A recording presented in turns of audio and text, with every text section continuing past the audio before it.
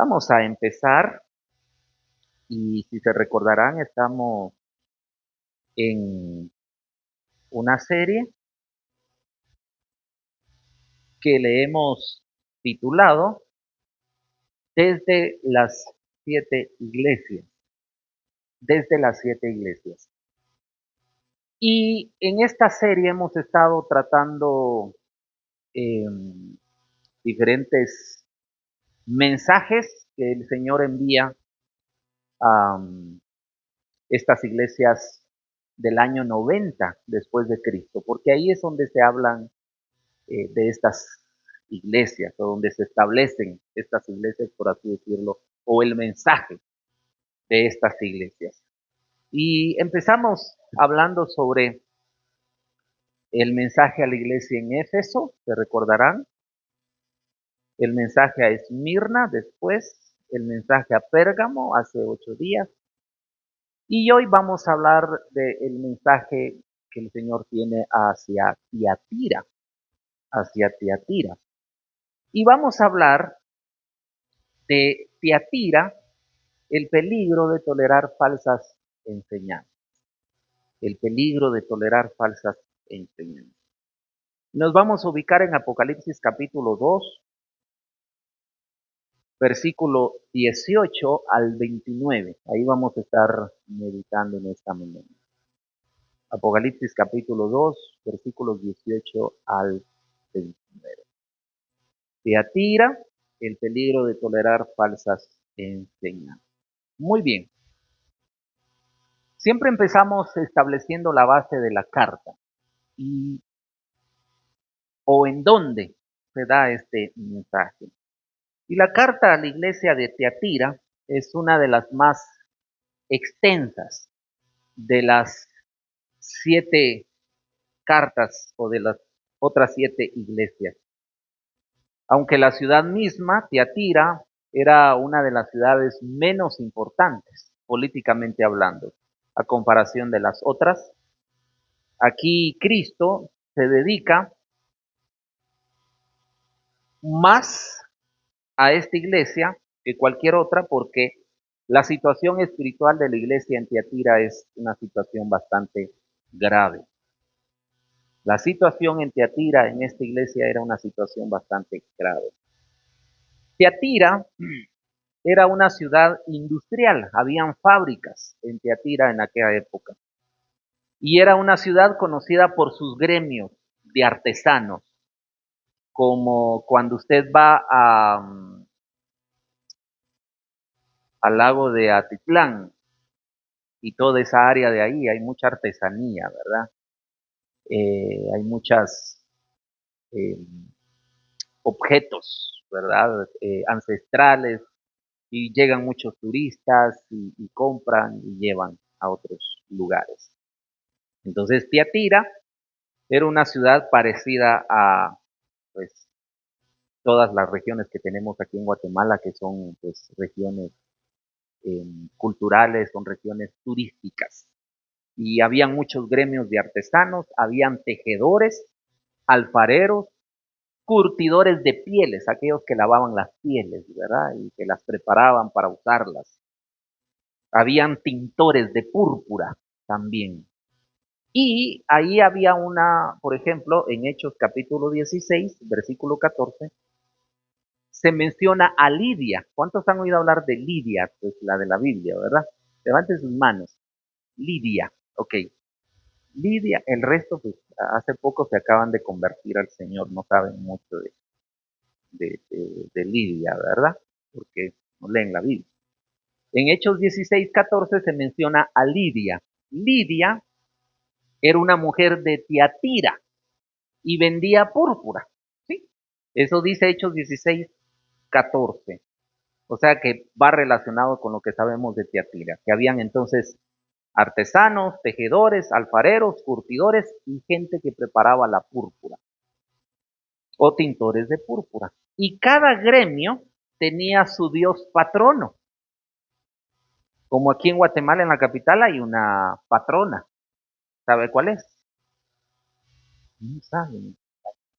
Ustedes son de Amatitlán, de Huehue. ¿Ah? La Virgen de la Asunción, Padre Santo. Si hasta ese día descansan la mayoría y no saben por qué.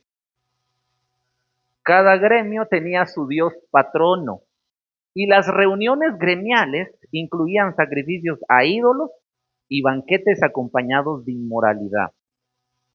Para los cristianos entonces que vivían en Tiatira o que pertenecían a esta iglesia, participar en esos eventos era un dilema, era un problema para ellos. Un dilema, ¿por qué? Porque si asistían, comprometían su fe. Y si no, perdían su trabajo. Es como cuando si a usted lo obligan a trabajar domingo, ¿verdad? Obligado, pues no es que esté en su contrato. Y le dicen, si tú no vienes a trabajar domingo, te vamos a despedir. O sea, los cristianos tenían una presión de, si ustedes no celebran con nosotros, no celebran a nuestros dioses, que son patrones de lo que hacemos, ustedes están en problemas, ¿sí? Ahorita para el 1 de noviembre ya la gente anda preparándose para los espacios, ¿verdad? Sus espacios aquí. Y hay sus requisitos, ¿verdad? Y si no pierden su espacio. Es como que a usted le dijeran, mire, usted tiene que estar viniendo a las reuniones de 3 domingos ahorita en octubre, porque si no, no le damos su espacio ahí en la entrada al cementerio. Y usted dice, no, yo tengo que venir a la iglesia, tengo que ir a la iglesia los domingos. Ah, pues pierde su espacio. Algo así era el problema que había en la iglesia de Tiatira, entre otros, ¿verdad? Y sin embargo, en esa tensión que les acabo de explicar de si servir o adorar al Dios patrono y si no les quitaban su empleo, su espacio donde ellos vendieran, surgió una figura, una mujer que se hacía llamar profetisa. Se hacía llamar profetisa. Por cierto, subraya esa palabra, se hacía llamar, porque, y resáltela en su mente, porque hoy en día hay personas que se hacen llamar profetas y se hacen llamar profetisas. Porque dice que dieron una profecía hace 3, 4 meses, ya son profetas. Y no son profetas. ¿Sí? No son profetisas. Es un don operando y es el don de la profecía en esa persona. Pero profetas o profetizas en lo que es el oficio o ese ministerio ya cesaron. Y eso lo hemos enseñado. Entonces hay que tener cuidado. Entonces acá, en esa situación que les acabo de mencionar, surgió una figura de una mujer que se hacía llamar profetisa, que enseñaba que no había problema en acomodarse a esas prácticas, o sea, de ser cristiano y participar de los sacrificios a los ídolos, de participar en la adoración a los patronos. Esta mujer, siendo cristiana, entre comillas, decía, no hay problema, vayan ustedes y participen, no les va a pasar nada. Y pareciera ser que habían cristianos de Tiatira que estaban cayendo en la mentira de esta profetisa. Por eso hay que tener mucho cuidado. Uno en una iglesia tiene que tener un pastor o un maestro de la Biblia que les ayude a discernir si la profecía que da una persona es correcta o incorrecta, si hay profetas dentro de la iglesia o profetizas. Pero hay quienes no preguntan, solo se dejan llevar por lo que le dijo el profeta o la profetisa y no consultan con sus pastores, líderes o maestros para ver si esa persona está en lo correcto. ¿Me explico? Y para eso están los pastores y maestros, para que nos orienten. Fíjese, pastor, que recibí una profecía. ¿Qué dice usted? Y recibí esto. Eso es una buena iniciativa, consultar. Porque las ovejas no lo saben todo. ¿Sí? No saben discernir. Para eso necesitan a un guía espiritual o a un líder o a un pastor en este caso. Muy bien. Entonces, esta mujer enseñaba que no había problemas en ser parte de estas prácticas. Sin embargo, Cristo, en el mensaje que vamos a ver ahora, con autoridad soberana, interviene para confrontar a esta peligrosa tolerancia que se está dando, en permitir que esta mujer esté mintiendo a los hermanos, ¿sí? Y les esté diciendo, dice el Señor, por ejemplo, que no hay problema, participen de esa fiesta pagana, vayan a honrar a la Virgen de Guadalupe, honren al patrono de no sé qué cosa y no hay problema. Y el Señor dice, no, ustedes están tolerando eso y tienen que tener cuidado porque yo vengo en juicio. Dios es delicado y es celoso. con sus hijos. Amén. Entonces, número 1, ya para entrar a ver el mensaje que está ahí en el versículo 18, Cristo se presenta como el Hijo de Dios que ve con ojos de fuego y pies de bronce a la iglesia. Versículo 18 y vamos a leerlo, yo creo que lo tienen en pantalla. Y escribe al ángel de la iglesia en Tiatira, el Hijo de Dios que tiene sus ojos como qué, como llama de fuego, es una característica de el Hijo de Dios, que tiene sus ojos como llama de fuego y sus pies semejantes a latón fino, dice ahí en la Reina Valera contemporánea. Pero en la Reina Valera 60 dice bronce bruñido, o sea, que brilla, dice estas cosas. Muy bien, hasta ahí nomás. La descripción que vemos acá del Hijo de Dios es que tiene ojos como llama de fuego y pies semejantes al bronce bruñido. ¿Cuántos han visto el metal rojizo? Levanten sus manos. Metal rojizo. Va, ok, lo que está diciendo acá Juan, que recibe la revelación de Jesucristo, nuestro Señor, es que sus pies son como el rojizo del metal. ¿Sí? Rojizo, refulgente. Pies semejantes al bronce bruñido. Y ojos como de fuego. Y en otras cartas, Jesús se presenta no así. Se presenta como un pastor. ¿Sí? Aquí lo hace, sin embargo, con una autoridad divina y juicio. Dice Hijo de Dios, lo que quiere decir que aquí el Señor Jesucristo está enfatizando su deidad frente a la divinización de Apolos. Apolos era el dios patrón de Tiatira. ¿Quién era el patrón, el dios patrón de Tiatira? Apolos. ¿Sí? Al que los romanos llamaban hijo de Zeus. Aquí estás aprendiendo un poco de cultura griega o grecorromana. Cristo entonces les dice a los hermanos en Tiatira que Él es el verdadero Hijo de Dios, no Apolo, el hijo de Zeus. Que a quien tienen que honrar no es al Dios patrono Apolo, sino a Él. Que no se confundan, que tengan cuidado. ¿Me estoy dando a entender? A los hermanos de Tiatira, ¿sí? ¿Me explico?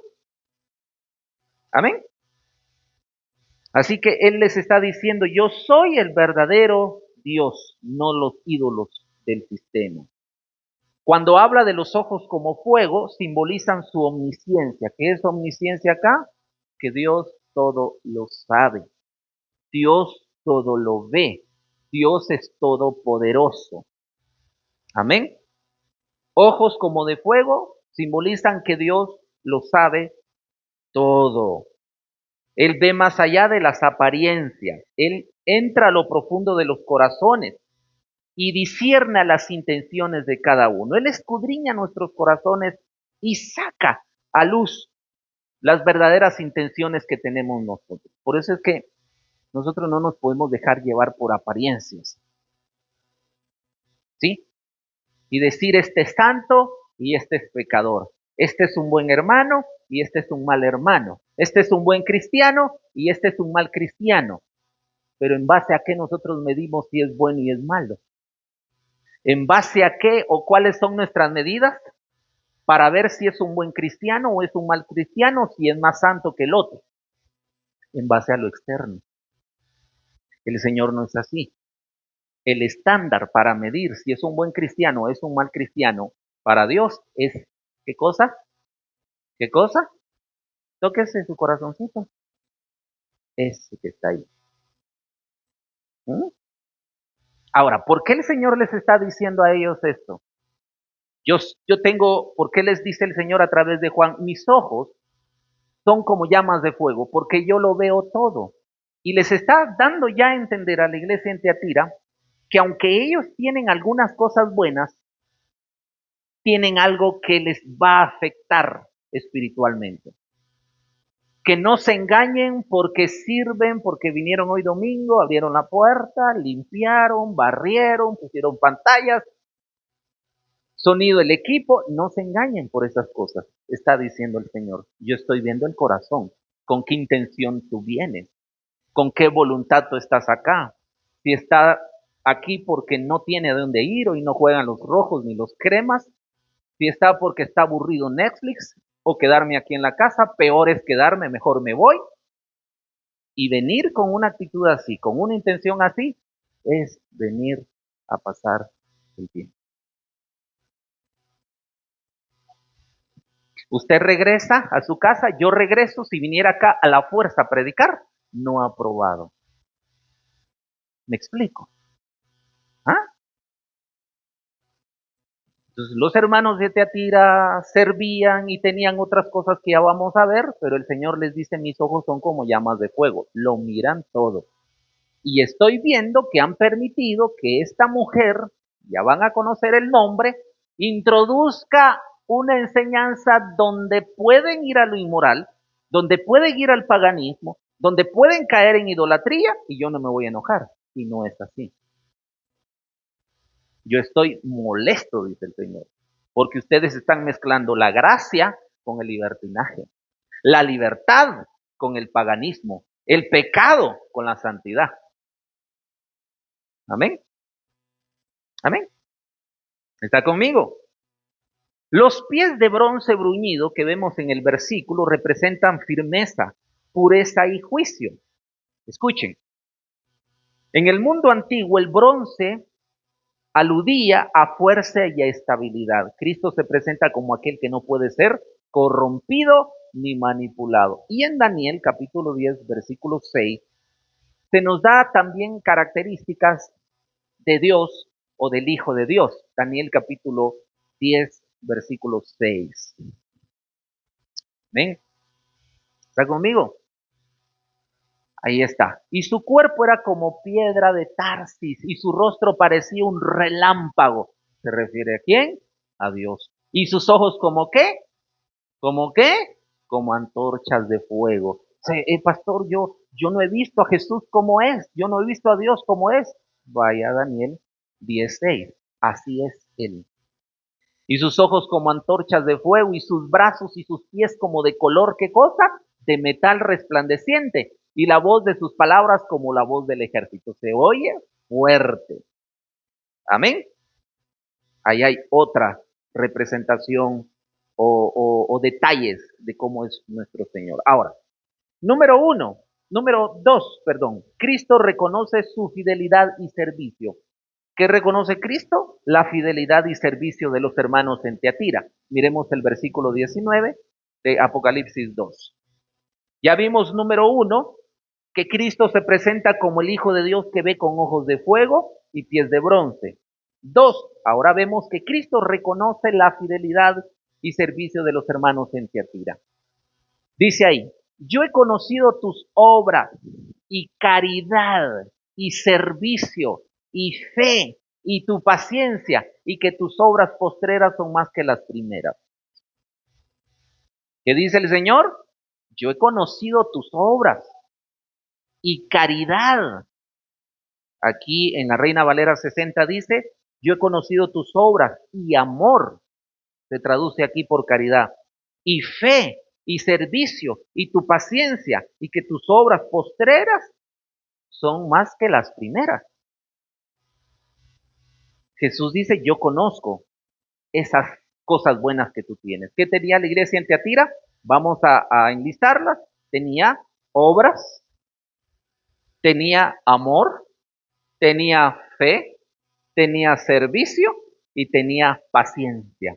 Yo veo 5 cosas buenas que tiene la iglesia en Teatira. Compárelas con cuál de esas tenemos acá nosotros. ¿Será que tendremos obras? ¿Será que tendremos amor? ¿Será que tendremos fe? ¿Será que tenemos servicio? Ay, sí, jueves y domingo, no, de hacer cosas. ¿Será que tenemos paciencia?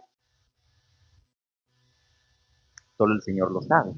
Cada iglesia tiene cosas buenas, cosas malas de las cuales se tienen que arrepentir, incluyéndonos a nosotros. No estamos exentos. Todos. Amén. A diferencia de Éfeso, que Éfeso, ¿se recuerdan?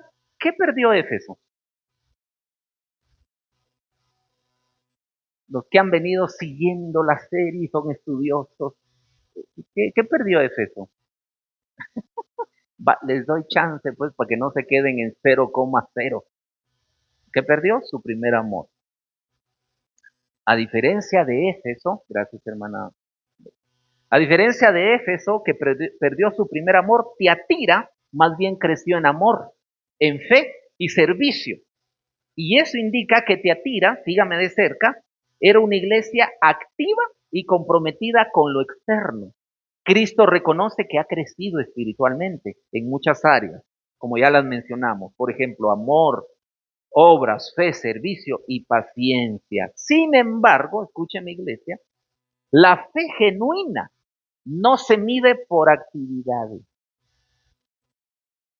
La fe de una iglesia no se mide por las actividades que tenga, sino también por su correcta doctrina. ¿Me explico? Muchas iglesias aquí en Guatemala, y hoy lo hablábamos con la pastora temprano, para terminar el año tienen muchas actividades. Nosotros este año no tenemos muchas actividades. Y cualquiera de ustedes podría decir, la que iglesia más avivada, porque tiene muchas actividades. El Día del Padre, ahí sí lo celebran. El Día de la Madre, el Día del Hijo, el Día del Viudo, el Día del Perro, el Día del Loro. ¿Qué más celebran? Aquí en Guate celebran por todo. ¿Mm? El Día de, el Día del, sí, también. ¿Qué más celebran acá? El Día de la Raza. ¡Hala, mi raza! El Día del Albañil, el Día del Músico. ¿Y ese qué día es? No sé.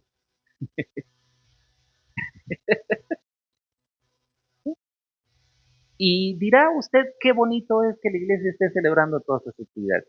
Usted se podrá animar, se podrá motivar y decir, viera, pastor, hay una iglesia que cada 3 meses hace bautizos. Y bueno, ahí hay avivamiento. Pero Dios no es engañado.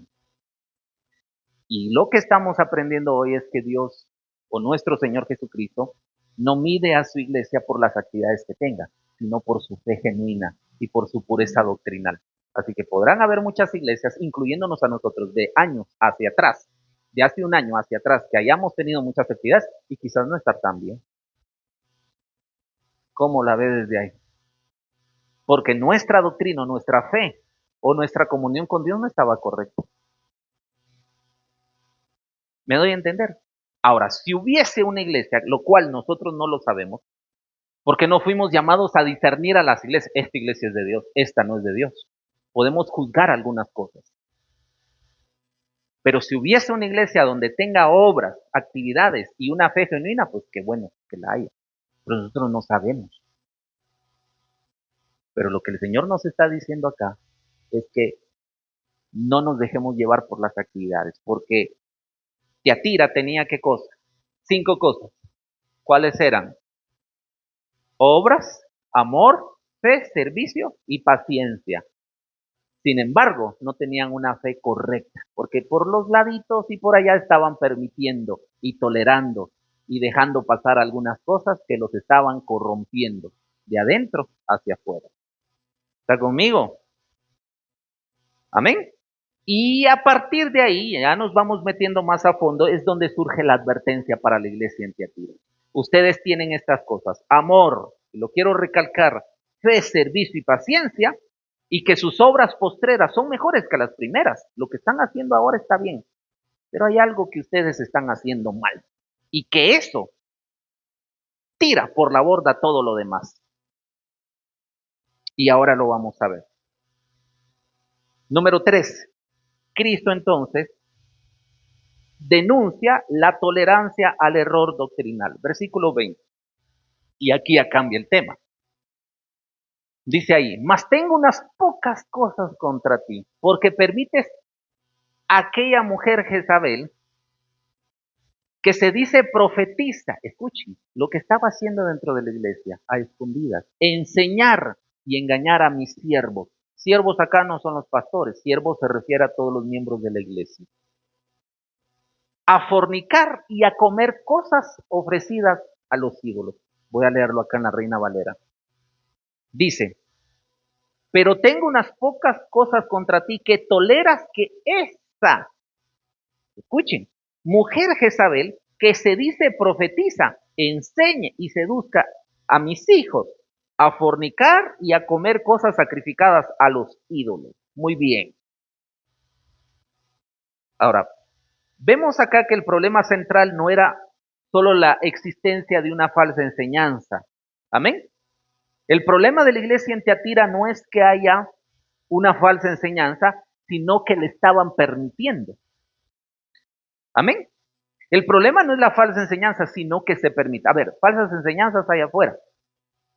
Cuidémonos de que no haya aquí adentro falsa enseñanza. Partiendo de mí, partiendo de los que enseñan y predican. ¿Mm? Y agregado y con peso que se tolere esa falsa enseñanza. Eso es peor. Amén. El Señor les está haciendo ver que la iglesia no había disciplinado a quien estaba corrompiendo la fe de los creyentes, lo estaban tolerando. Ahora, el nombre Jezabel, sígame de cerca, alude a la reina idólatra del Antiguo Testamento. ¿Se recuerdan quién era Jezabel en el Antiguo Testamento? No van a decir. Ay, Padre, ahí estamos, hermana Martita. Un abrazo para usted. Aleluya. No, yo quiero pistas. No. Exacto. La esposa de Acab. Que me lo tenía al pobre así. Que espero las hermanas no los tengan así. Digo yo. Porque una cosa es lo que se ve, sujeción, pero otra cosa es lo que se ve en la casa. Ah, pero ella era la que gobernaba detrás del que estaba enfrente. Y así parecen algunas veces, ¿verdad? Amén. Jezabel alude a la reina idólatra del Antiguo Testamento. ¿Dónde aparece eso? Y no lo vamos a ir a buscar por cuestión de tiempo. Aparece en Primero de Reyes, dígalo hermana Martita, Primero de Reyes del 16 al 21. En esos capítulos aparece la historia de Jezabel, que es lo que hizo con eh, el profeta y también cómo terminó, porque terminó comida de animales. Terminó mal Jezabel. Y esta Jezabel en el Antiguo Testamento, escúcheme bien, introdujo el culto a Baal. ¿Qué introdujo en Israel Jezabel? El culto a Baal. Y lo permitió entre los creyentes del Dios de Israel, pasando sobre la autoridad de Acab, que tenía que obedecer a Dios. Ella promueve el culto a Baal, promovió la inmoralidad sexual y persiguió a los profetas de Dios. Muy bien. En Tiatira hay otra Jezabel moderna, y esta Jezabel moderna promovía una forma de conocimiento espiritual, escuche, que justificaba el participar en prácticas paganas bajo el pretexto de libertad cristiana. A ver, en todas las iglesias cristianas van a haber grupos de hermanos, en todas las iglesias van a haber líderes espirituales o pastores o ministros y más en nuestro tiempo, que van a justificar la libertad o la gracia bajo la que estamos hoy en día para pecar. Entonces, son aquellos líderes y aquellos ministros que no hay ningún problema si usted los fines de semana celebra con trago. Para ellos no hay problema. ¿Eh? Aunque la Biblia diga no os embriaguéis. Son aquellos líderes que incluso tienen actividades o fiestas para contrarrestar, por ejemplo, las fiestas del Halloween y hacen un tipo de fiesta donde pueden bailar salsa, pueden bailar merengue dentro de los templos y no hay ningún problema. Y no estoy diciendo acá que la música en sí sea mala porque la música fue creada por Dios. Es lo que se hace con la música en esos lugares. Ya les he mencionado que hay iglesias aquí en Guatemala que para contrarrestar la celebración del Halloween. Les dicen a sus jóvenes, este sábado ustedes vienen disfrazados. Entonces preferimos que se disfracen acá, que celebremos un estilo Halloween, pero más cristiano y no que vayan a celebrarlo afuera. Eso está sucediendo aquí, está sucediendo en otros países. Entonces es lo mismo que Juan, por la revelación del Señor Jesucristo, está diciendo. Hay enseñanzas que se están introduciendo, que están usando la libertad para promover vidas libertinas o pecaminosas. ¿Me explico? Sí me doy a entender en este punto. Hace unos años atrás, a mí me propusieron ir a un campamento, a dar una plática a unos jóvenes. Pero iba a estar yo y iba a estar un sacerdote. Él daba una plenaria y yo daba otra. No, no comparto. Otro pastor, ¿por qué? Porque él solo va a dar una plenaria, es un tema libre. No. Agregado a todo, para darle la bienvenida a los chicos al campamento, ponían música de artistas conocidos.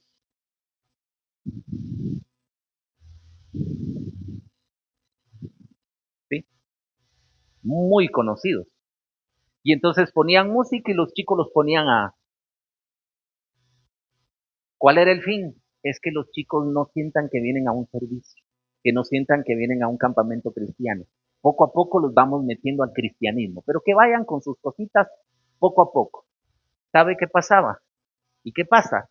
Han pasado 3 o 4 años que ellos tienen ese tipo de actividad y los chicos no se les quita la costumbre. Entonces, cuando van al campamento ya saben que van a escuchar o a un sacerdote o a un pastor y van a bailar. El problema es que me dijeron, mire, y estos chicos que los tome la iglesia. Pero yo les dije, pero yo los tengo que adoctrinar y decirles que eso no es correcto. Ahí nos baja a nosotros el...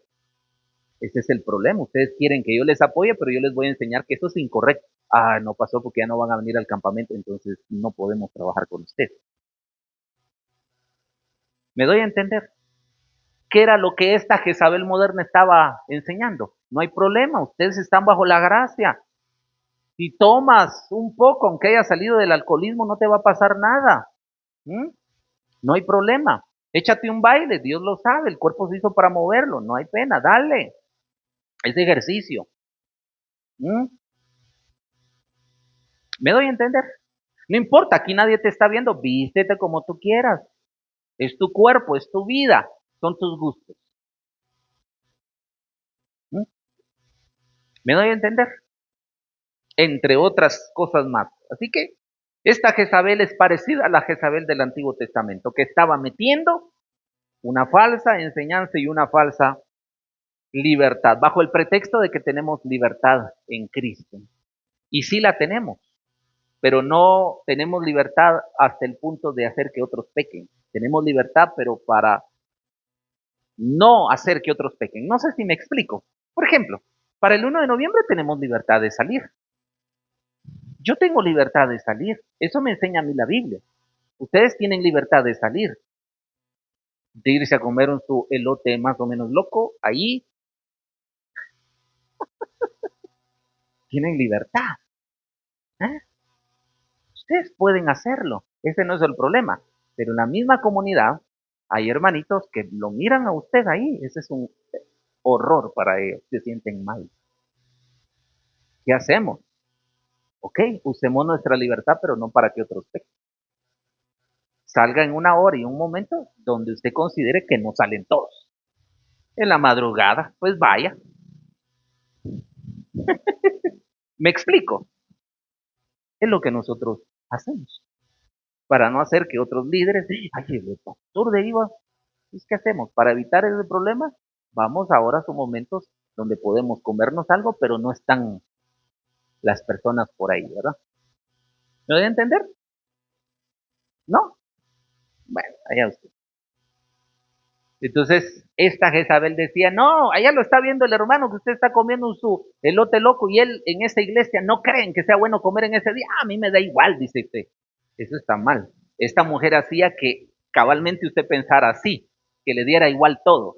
Si hay que bailar, no importa. Si hay que chupar, no importa. Si hay que hacer lo que sea, no importa. Porque soy cristiano.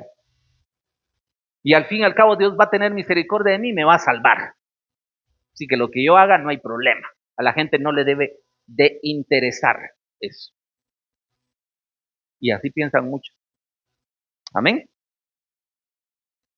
Hay algunos estudiosos, por ejemplo, hay un estudioso conocido llamado Berkeley, que explica que esta forma de pensar de esta mujer y esta enseñanza que se estaba metiendo en la iglesia en Tiatira, lo que enseñaba en sí era que había que separar las cosas que son del cuerpo, de la tierra, y las cosas que son del espíritu. Por ejemplo, esta enseñanza en sí decía, todo lo que es del cuerpo no tiene nada que ver con lo del espíritu, con lo del espíritu. Si el cuerpo te sirve para bailar, dale, no te afecta tu salvación. Si el cuerpo te sirve para tomar, dale, no te afecta tu salvación.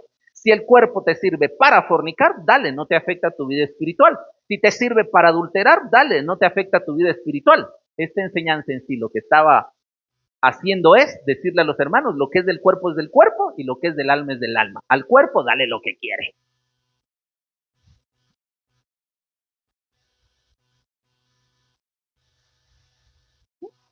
Entonces habían cristianos que llegaban los domingos, ay, tengo ganas de ir a mi, vamos. Allá hay una fiesta, démosle, con solo llegar no vamos a pecar, no hay problema. A los solteros, fornicar no hay problema, le fornico y le pido perdón a Dios y después sigo con mi vida. Claro que sí, pero hay consecuencias, embarazos no deseados. Papá a los 15 años, mamá a los 16 años. Ya vio hasta dónde llegaban las consecuencias prácticas de esta enseñanza. Entonces el hermano que había tomado venía peor que antes. Cuando la santidad es, no forniques, espérate, castidad, guarda distancia con la que es tu novia o tu novio. Con respecto al adulterio, cuidado, ten prudencia, marca límites. ¿Me explico? Pero aquí había licencia ya para todo. No hay problema con lo que mires en la televisión. Media vez quede entre tú y Dios, no hay problema. Claro, pues ese es el problema. Que quede entre mí y Dios. El problema no es la gente. La gente puede ser que juzgue o puede ser que no. Porque si andan igual no van a juzgar. El problema es con Dios. Entonces este tipo de enseñanza libertina corrompe a la iglesia.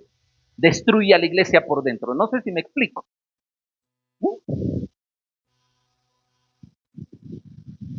A ver, yo bromeo hay veces con la música secular. Y usted me ha escuchado. Pero aquí nos vamos a meter a un tema donde hay que comparar la música clásica de la música moderna. Uno. Dos, hay que comparar la letra de la música clásica con la música, con la letra de la música actual.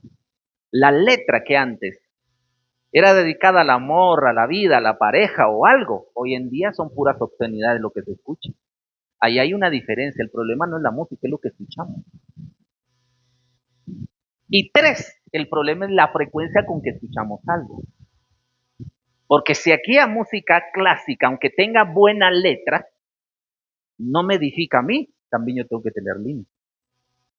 Porque lo cierto es que la Biblia no habla nada explícito de si escuchar o no escuchar. No hay nada. Si quiero ser honesto con eso. Pero se habla la Biblia de que todo lo que edifique, eso, que venga a nuestras vidas. ¿Me doy a entender por acá? Por ejemplo, si usted dice, pastor, es que la letra y la música de Paquita, la del barrio, era buena. Aleluya. Mire, yo lloraba y lloro.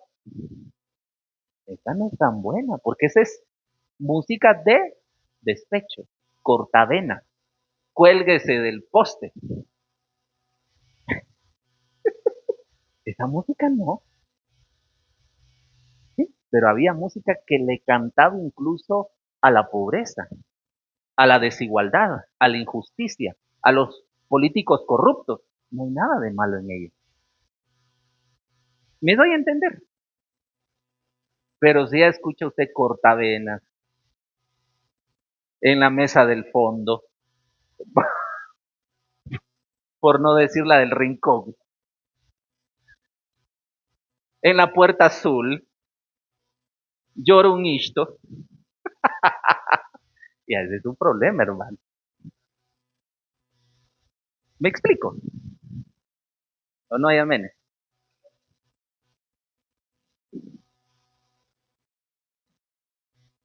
Se sale de aquí en la puerta del llora un niño, el problema. En la puerta de la iglesia llora un niño. Aquí tenemos varios.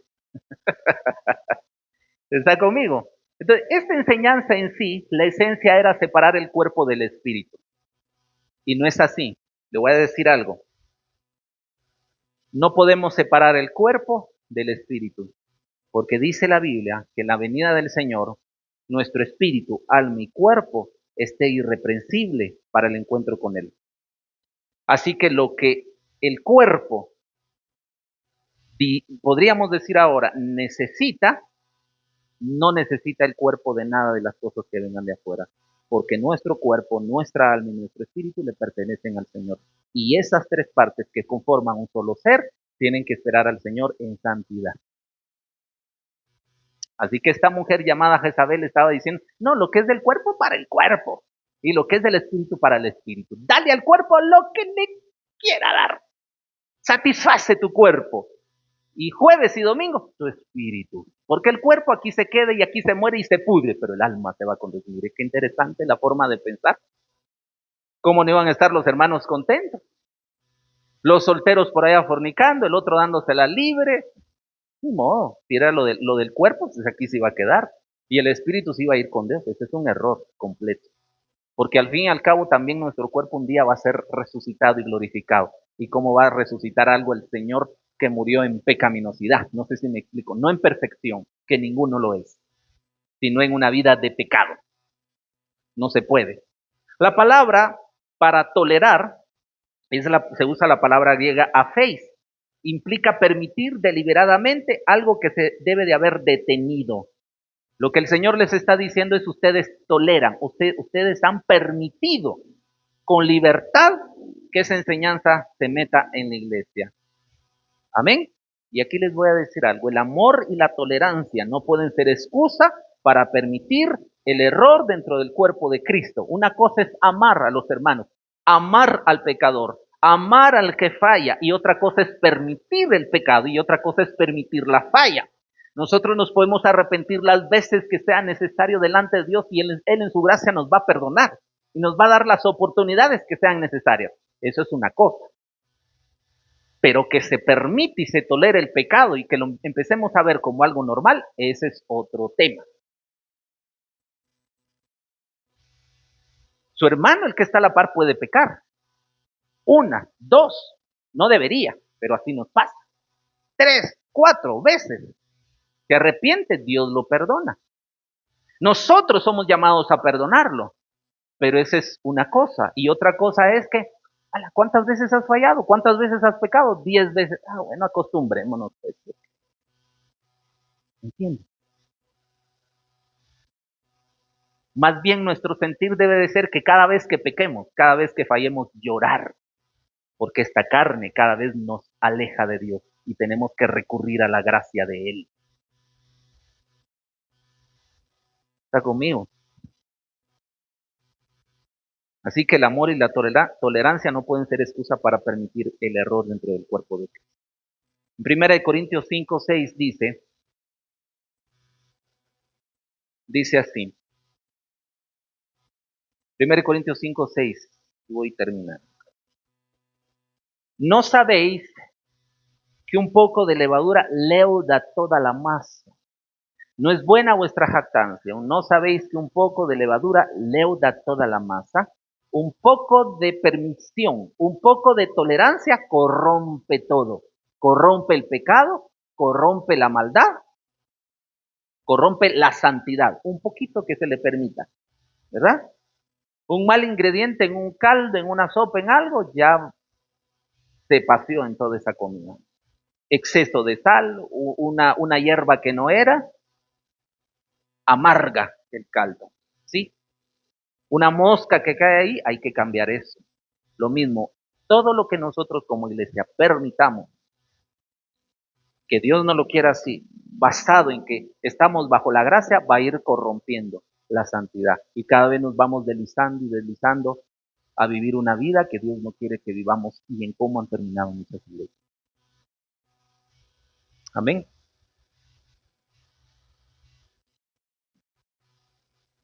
Les voy a contar algo. Aquí en la comunidad hay iglesias que incluso ya se están adaptando al horario de los hermanos.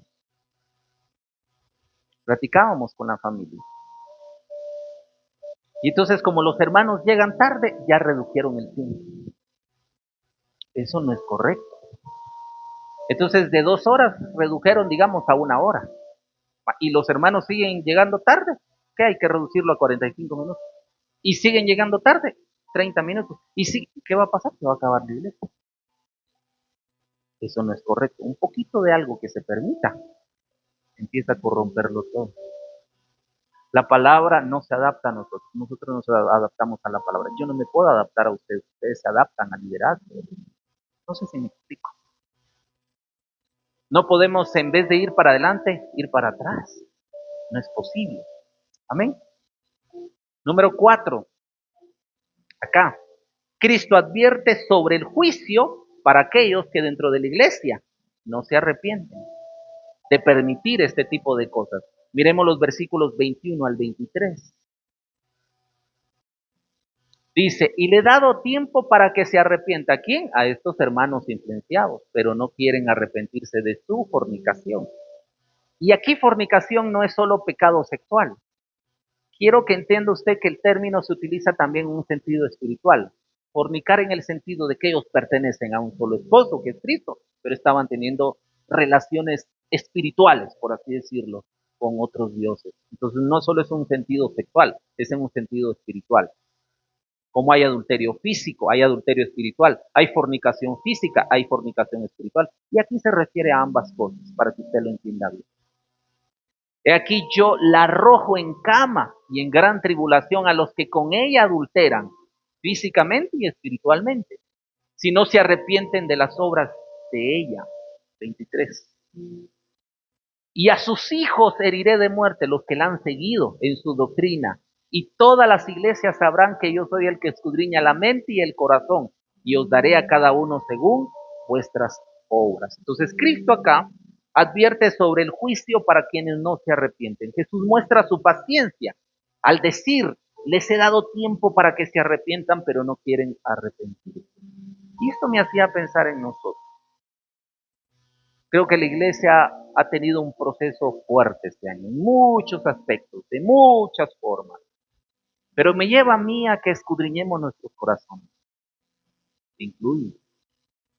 Me lleva a mí a pensar que necesitamos como iglesia, y como hablábamos con la primera carta a Éfeso, me llama a mí mucho la atención que la iglesia, nosotros tenemos que regresar al primer amor, donde venimos a humillarnos, donde nos tiramos ahí de rodillas. Es cierto que no es un piso, no es cerámica, pero sí venir jueves y domingo, no solo en la bodega, sino todos orar y humillarnos, porque de alguna manera Dios conoce esta iglesia, Dios conoce a la iglesia de la esquina, Dios conoce a la iglesia de afuera. Necesitamos humillarnos, en tiempos de pruebas de humillarnos, en tiempos de escasez en nuestros hogares es de humillarnos, en tiempos de tantos problemas que no sabemos por qué se están pasando, en nuestras casas, económicos, de salud, tenemos que humillarnos. Como iglesia en lo espiritual tenemos que humillarnos, porque hay ciertas cosas que ya no son normales y tenemos que humillarnos, orar, buscar el rostro de Dios, escudriñarnos nosotros también, todo. Si hemos sido obedientes al Señor, si hemos permitido frialdad en nuestro corazón, si hemos permitido que el pecado se adentre en nuestro corazón, y pedirle perdón a Dios, arrepentirnos como personas individuales y como grupo también. Esto me lleva a mí a pensar con respecto a la iglesia en Tiatira. Porque si es el Señor corrigiéndonos personalmente en nuestra vida por cómo estamos viviendo, o si es el Señor corrigiéndonos como iglesia, pues no hay que esperar un juicio. ni como individual, ni como iglesia. Cada uno de ustedes saben cómo están viviendo. Cada uno de nosotros sabemos cómo estamos viviendo. Si nos hemos arrepentido, si le hemos pedido perdón a Dios, no solo como iglesia, cómo andan, qué están haciendo, con quiénes andan, qué están escuchando, qué están viendo, qué están haciendo. Se ha entrado mentira al corazón y las decimos como tomar agua con facilidad, o vivimos vidas hipócritas, porque podemos caer en eso, en ser una cosa acá, ser una cosa en el trabajo y presentarnos como cristianos, pero vivir vidas hipócritas dobles. Tenemos tanto de qué arrepentirnos, si no viene el juicio, y eso dice acá para los hermanos en Tiatira. El castigo es severo. ¿Por qué? Para los hermanos en Tiatira, porque les dice, he aquí yo la arrojo en cama a ella, y en gran tribulación a los que con ella adulteran física y espiritualmente, los que siguen su enseñanza. La expresión en cama, hermano, alude irónicamente al mismo lugar donde cometían su pecado. Allí donde estás cometiendo tu pecado, en eso te voy a arrojar y ahí va a ser tu juicio. En lo que nosotros andamos, en lo que nosotros reincidimos, en lo que nosotros estamos pecando, por ahí viene el juicio. Amén. Y dice, y los hijos heredarán también eso. Los que la siguen también van a participar del juicio si no se arrepienten. Y Cristo añade esto, heriré de muerte a sus hijos, es decir, a sus seguidores espirituales, los que adoptaron su enseñanza. Y cuando Dios envía juicio, hermanos, el propósito es purificador. Todas las iglesias, dice el Señor, como acabamos de leer, sabrán que yo soy el que escudriña la mente y el corazón. Y aquí se revela la santidad de Cristo y su autoridad sobre la iglesia. La disciplina no es una venganza de Dios, sino una declaración de que Él es justo y verdadero y que no va a dejar pasar nada que atente contra lo que Él es santo, bueno, justo y verdadero. No sé si me explico. Es como nosotros como padres, no vamos a dejar pasar nada malo de nuestros hijos. Si usted es un padre que todo lo malo se lo deja pasar a sus hijos y les pega ya hasta que, o les corrige o les disciplina ya hasta que cante el gallo, es un padre alcahueto, de primera, de primera. Por eso son las consecuencias, porque no tratamos cuando debimos. Nos incluye a todos. Amén. Y Cristo no es alcahuete. Cristo no va a permitir que su iglesia, nosotros, que la iglesia de la salida, que la iglesia de aquí de la esquina, que la iglesia de allá de la ranchería, que la iglesia de todas estas áreas de acá, toleren el error, toleren la falsedad, toleren el pecado. Va a venir con juicio si no hay arrepentido. Todos tenemos que arrepentir. Hay de algo. Si usted me dice a mi pastor, ¿yo de qué me voy a arrepentir? Si yo no he pecado, sí, pero tal vez estás fallando de indiferencia. Tal vez estás fallando de frialdad. Tal vez estás fallando con desánimo y no pedirle al Señor desde hace rato que te ayudara y que encendiera el fuego en ti. O estás fallando porque estamos haciendo las cosas por hacerlas. Servir porque no hay otro más y yo tengo el cargo, como que es algo que estoy cargando, yo soy el del cargo. No es que algunos digan yo soy el del privilegio, se oye diferente, ¿verdad? Yo soy el del cargo porque no hay otro. Pues sí hay muchos. Lo que pasa es que Dios te está dando oportunidades para que vuelvas de ese cargo un privilegio y no poner a otro, porque nadie es indispensable, ni yo siempre lo he dicho. Estoy esperando que te arrepientas para que puedas seguir en ese cargo. Quizás estamos pecando de indolentes. Yo mismo he tenido que en la presencia del Señor decirle, Señor, estoy predicando de buena gana, como dice tu palabra, por voluntad, por ánimo, o porque tengo el cargo de pastor. He tenido que examinar mi corazón y mi esposa lo sabe, lo hemos platicado.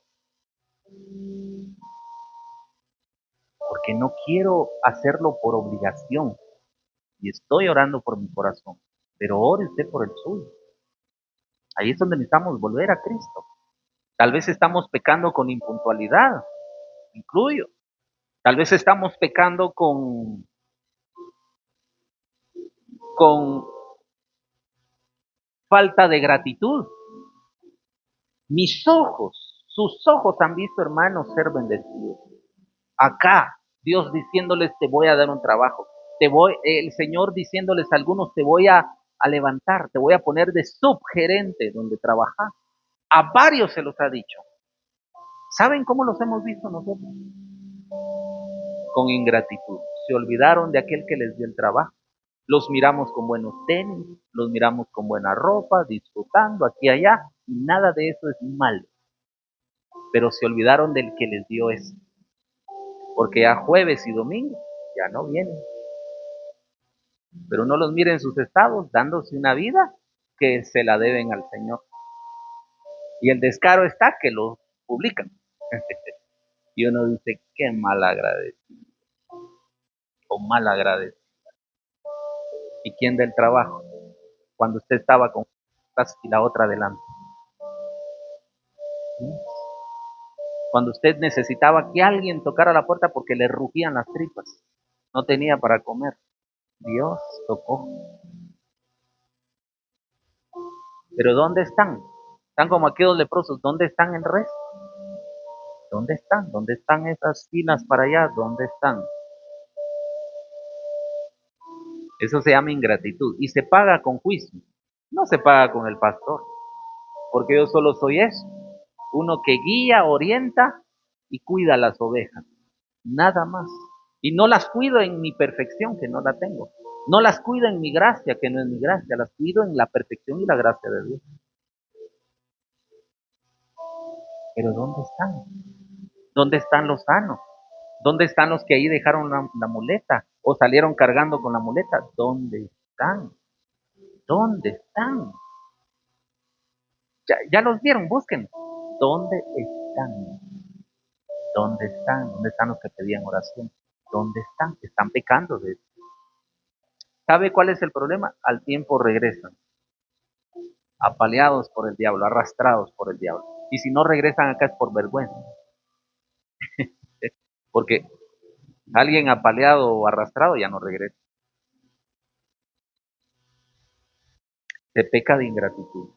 Si usted tiene trabajo, hermano, si tiene salud, si tiene que comer, si usted está pensando faltar el jueves, está pensando faltar el domingo, hágase la pregunta. ¿Estaré haciendo bien? ¿Estaré siendo agradecido con Dios que el Señor me dé el trabajo y la vida? Es por Él que yo tengo estas cosas. Pregúntese, porque por eso podríamos estar pecando. Entonces, al final el Señor los exhorta a ellos a vivir en santidad. Porque ya en los versículos 24 y 25 les dice el Señor a ellos. Pero a vosotros y a los demás que están en Tiatira, cuantos no tienen esa doctrina, había un grupito que no. Espero que este sea ese grupito, que no tienen esa rebeldía, esa falta de gratitud. Ahí está en pantalla.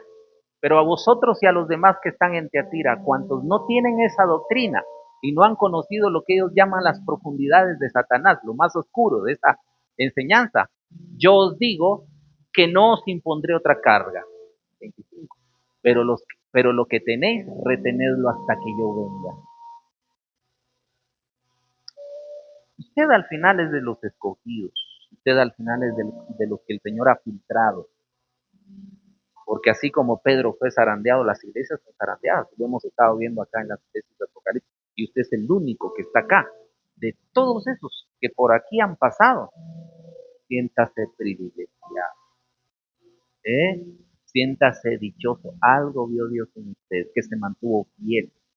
Que no se fue tras, ay, ¿por qué te vas? No sé, ay, pues yo voy detrás de ti. No sé, como Kiko va, que se reía de don Ramón y no sabía por qué, solo llegó a meterse ahí y a reírse. Pues, nos pasa. Y un ciego no puede guiar a otro ciego. Yo espero eso, ¿verdad? Póngase de pie. Le damos gracias al Señor por tu palabra. Hoy aprendimos que hay que tener mucho cuidado con la tolerancia.